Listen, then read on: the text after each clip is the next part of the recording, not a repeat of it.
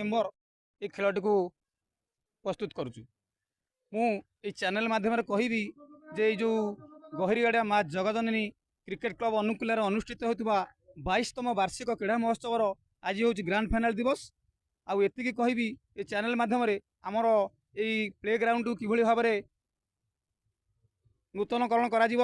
उपयुक्त भाव में सुंदर प्ले ग्राउंड करी समस्ते खेलने उपयोगी हम एवं भल स्टाडियम टे तैयारी करा मुझे चैनल माध्यम कहूँ एवं मोर ये जो खेलाड़ी बंधु मैंने आसी खेलुंट जातमुंडिया भर्सेस पाथपुर से आज ये जो मैच चली आमर माँ जगजननी प्ले ग्राउंड से भल खेल प्रदर्शन करूँ एवं भाव में खेल को आग को बढ़ाई नियंतु एवं ये माँ जगजननी प्ले ग्राउंड खेलटी यही भाव में जीवित अवस्था सदा सर्वदा आग को चली रहू एतिक मोर वक्तव्य। मु अशोक कुमार बेहरा आज मैच रे अंपायरिंग करी आज मैच टी बहुत भल चलू दिन धरी चलथिला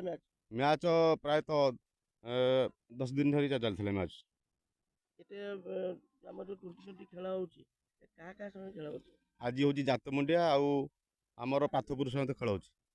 काहे के 2020 मैच काहे माने रखिले का अधिक ओवर जो 2020 मैच रखाला काहे ना हाई वोल्टेज मैच आज मु रंगारंग दर्शक आउ फिल्डिंग बहुत टाइट रोची बोलिंग टाइट रोची आउ खेल बहुत भल प्रदर्शन होची बहुत उत्साह लगे बहुत उत्साह लगे आ दुई दल प्रदर्शन बहुत भल अच्छी आ बहुत भल कैप्टेन दुई दल कैप्टेन हूँ बहुत भल और शांत किंतु डिसिप्लिन खेल दुईटी को चलाऊँ तेणुक मुझे बहुत खुशी अच्छी ऑडियंस बहुत खुशी अच्छी क्लबर समस्त मेम्बर बहुत खुशी अच्छी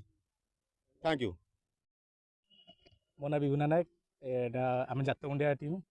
आम आई गहिरीगाड़िया टीम खेल आज फाइनाल मैच भल आरेंजमेंट कर